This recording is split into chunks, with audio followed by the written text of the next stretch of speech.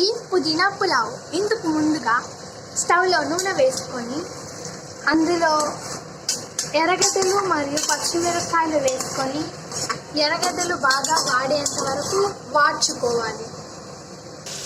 ఇవి వేగుతూ ఉంటాయి. ఇవి వేగుతూ ఉండగా ఒక మిక్సీ పట్టుకొని మిక్సీలోకి పుదీనా ఆకు మొత్తాన్ని వేసుకోవాలి.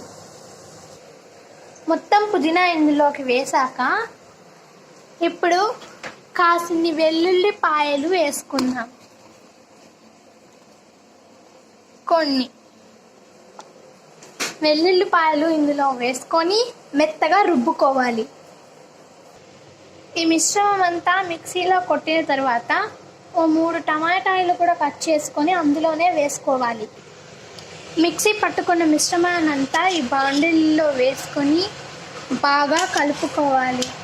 ఇవి బాగా వాడ్చుకొని పుదీనా మిశ్రమం అంతా అస్సలు ఏమాత్రం పచ్చివాసన లేకుండా ఉండేంత వరకు బాగా ఇలానే వాడ్చుకుంటూ ఉండాలి.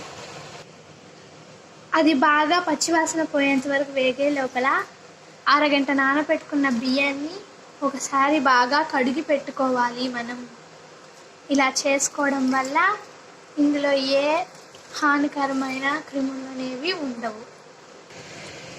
చూసారు కదా, ఇప్పుడు ఇది చాలా గట్టి పడుతూ వస్తుంది. ఈ మధ్యలో ఇందులో నేను రాళ్ళ ఉప్పు కొంచెం వేసుకున్నానండి. అలాగే పసుపు కూడా వేసుకున్నాను.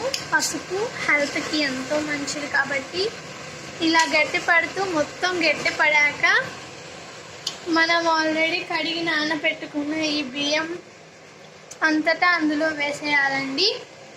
అలా వేసి మూత పెట్టి కుక్కర్లో అన్నం బాగా ఉడికేంత వరకు ఉడికించుకోవాలి.